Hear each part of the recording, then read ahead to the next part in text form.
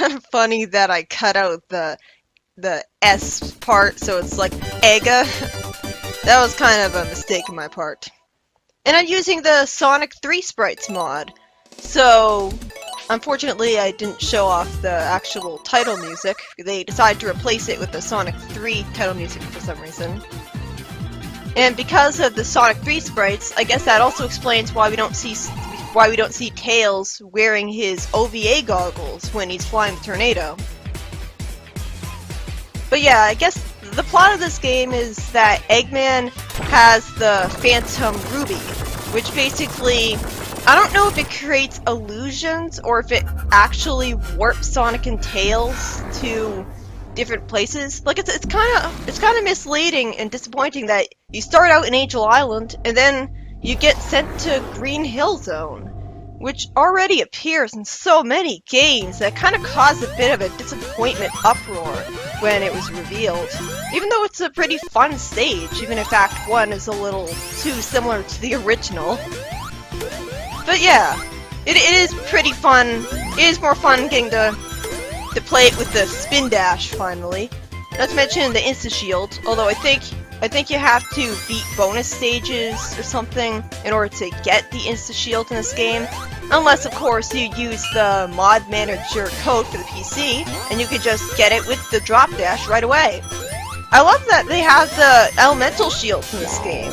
It's like it's really fun. Oh, I was really disappointed when I got the bubble shield instead of the electric shield. I just love the double jump so much better. I mean, I guess there is water in the stage, or maybe it's just in Act 2, but the double jump isn't nearly as useful. Like, if it was the Sonic Generations water shield, it would be great, because then you would bounce so high from just the first bounce, but instead, it's not as useful as it could be. But yeah, the level design in this game is fantastic. It's like, it's really fast and fun. It's just like Sonic 3's level design. It's just like a roller coaster. It naturally leads you in the direction you have to go most of the time. I never really got lost. And this boss is a joke, as a lot of the bosses tend to be, which is good. Literally all you have to do is avoid it when it turns orange and jump into the blue stuff. Like, even this isn't really that hard to dodge since he doesn't go all the way to the right side of the screen. And that's good. I think bosses in Sonic should be pathetically easy, because the focus is on the levels. Like, that's the fun part. The bosses are just an obstruction to the next level. I don't want to be locked off or be forced to use a code to beat the game because the bosses are too bullshit. But yeah, it's pretty fun. Like, the remixes are good. Like, when I first listened to they really shouldn't have had a spring there. It just feels like bad level design to me, knocking you back into the S2. But, and I almost ran right into the spikes there. That was also kind of annoying. And I think the spikes are way too close to the yellow spring there, so it's pretty easy to land on them. And this is a pretty slow-paced section, too, with the rolling pillar. But yeah, like, this game is pretty fun. I kind of wish the breakable walls looked a little more like they could be broken. I don't know, it came as a surprise to me. It also comes as a surprise to me whenever I get a blue ring from Knuckles Chaotix in this game that lets you get rings and not lose all of them when you get hit. And also like how sometimes the rings... Well, not only do I like how it's kind of funny that the flame shield disappears when you land in water with it, although you think it'd be like a magic fire that wouldn't be able to be extinguished, but also I like that the blue ring exists and its rings are so gigantic sometimes. Why does some of them have to fly towards the screen and so you can never collect them? But yeah, this boss had me dreading it, especially since maybe you have to jump at it from a higher distance, but it's easy to jump into the spike, but just spam invisibility frames and you win effortlessly. Like, I heard horror stories of, like, I think it was some kid's Clement was babysitting, they kept dying, getting a game over for this boss, and I beat it in literally one life. All you have to do is just jump into it constantly, getting your rings back, and you win. That's awesome. And it's also awesome that it's like the final boss of Sonic 2, and there you go, it's the one of the first bosses in the game. But yeah, like the Phantom Ruby, like some people, like Derek from Game Explain, assumed that it was the Time Stone from Sonic CD. I guess that would make sense, since maybe Sonic's being transported back in time to other zones. And like maybe he's seeing different parts that you never saw before. But I think the illusion thing would make more sense. Toxic Case reference there. I think the illusion thing would make more sense to kind of explain why they're reimagined ripoffs and not just literally the same thing. Because it wouldn't make sense to be the same. It wouldn't make sense to be a totally different part of the level we've never seen before, except it has stuff that we've already seen before. Like, I actually didn't really mind when I was playing the game for the first time the fact that they rip off levels from the old games, because I found that when there were familiar level designs from the original games, I felt like I was being rewarded for my skill and familiarity of them. It was just charming to me, although it definitely should have had a lot more original zones. Like even these things with the blue snake things are, I guess because the level normally naturally stops you before you get to them, so it doesn't feel like you're constantly running into them because you were holding right and suddenly you have to slow down and avoid them. Yeah, this is a pretty good level. This is also pretty fast and fun. And I love the remixes for Chemical Plant Zone in this game. Like, this was the first time when I really started to think, you know, this soundtrack is pretty great. It's just like Sonic CD, where I had to play the game to really appreciate the soundtrack. The Rising Block section isn't quite back yet. We'll see a real It Returns part of it later. I don't really like the things that grab you from the ceiling. They're kind of a pace breaker. And here we go, the Rising Water section. Like, the water shows up immediately. Well, technically it's Mega Mac. It's kind of slow. You gotta avoid being crushed, obviously. Oh, I think I jumped too early. I think that was the problem. That was really annoying. But yeah, it's pretty easy. I didn't really mess up.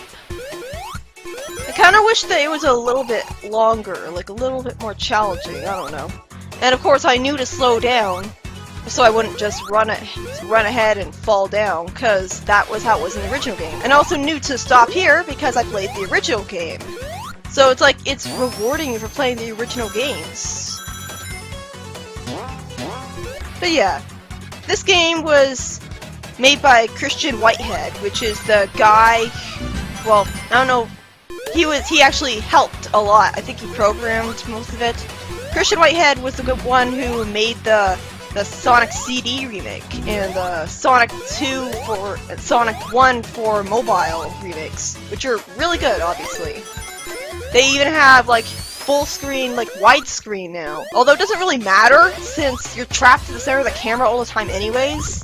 So you might as well still be like, there's no real point to having widescreen then. The camera doesn't shift to the right to let you see more what's ahead of you. So there's the exact same problems in the original games. This is why I prefer 3D games. They're more adapted to speed, but this boss is so pathetically easy. I love it! Like, Tails got some of the hits. That's another, like, all you have to do is jump into it. That's another thing, like, Tails has the thing where, just like in the Sonic 2 mobile game, you can hold up and press A, and that's how you can get him to grab you and fly with you. So it's good. You don't need a second controller. It's good because I don't have a second controller for my PC. Yeah, I'm playing this on the PC, and that's how I can. I got it without de novo. I didn't, and I got to work with mods. So now I can record it in the ideal way at that. But yeah, I love the gimmick that this zone has. Like, it took Wacky Workbench and made it good. Like, I don't even really mind that you have to jump on a switch to turn it green and only then will it work. Because it feels satisfying, building up to it, I don't know. Kinda wish the blue snakes were there in the stupid electrified thing from Angel Island Zone. I always really hated that enemy. It's so gigantic, and it's always in these narrow, tiny spaces where you're probably gonna run into it. You're probably gonna have to slow down and get hurt. I was kind of worried that these kind of things that give me flashbacks to Sonic Chaos would be like a maze, but it turns out you just gotta go with your instincts and hold right or hold up, and you'll be fine. So it's not really a big deal. But yeah, I love these things. Like you go on the ceiling or the walls, and then you can just jump off them. It's really satisfying. And I love the wacky workbench gimmick, because it's like, because in Wacky Workbench, the high route was the bad thing, and they had to go all the way left and all the way right to get off it. But here, it's good, and so it's really satisfying to bounce on top of them. But yeah, I finally got to play this game. I finally got to play it with mods. Like, I had it on my Switch, and I was just ignoring it ever since last Christmas. And eventually, I realized, okay, I can't record off the Switch. I've tried. I can't get the Elgato to recognize it's being plugged in. I don't know what to do. So eventually, I finally, today, as of this recording, decided to get this game on the PC and put mods in. And the mod manager reminds me a lot. I love this too. Like, it's a nice set piece, kind of pointless though, but it's cool. And this is a good challenge, the spinning things. But yeah, the mod manager reminds me a lot of the SA1 and SA2 mod manager. It even has codes. Like, it has an infinite lives code, which you can see I'm clearly using. Really cheap enemy placement there, by the way. Again, look at how big he is. Always electrifies himself, seems inconvenient at times. But yeah, I have an infinite lives code because fuck game overs. And I also have, well, I don't know, I de-triggered some of the codes because I had the hardest time getting this game to work. At first, it turns out it was because the Sonic 2 Sprites mod wasn't working. It just crashed every single time after telling me the game was made by Christian Whitehead. So eventually I used the Sonic 3 mod, and thank God it worked, and I got to play the game finally. And also thank God that it works with my Xbox 360 controller. So I don't have to... If I had to play with a keyboard, I wouldn't have even bothered. Because keyboard controls that I can't change are why I gave up on Sonic Before and After the sequel. Even with Joy to Key, I can't get them to work with a controller. But yeah, this... Oh, I love this. I wish I hadn't had this spoiled for me. Like, I love the remix that it has. Like, it's a Genesis remix, even though they could easily have it be the original music with the electric guitar simulation. But the electric guitar simulation was kind of, I don't know, irritating at times. But this is really good too. It's really nostalgic. Although I guess it would be kind of really confusing to people who hadn't heard of Dr. Robotnik's Mean Bean Machine.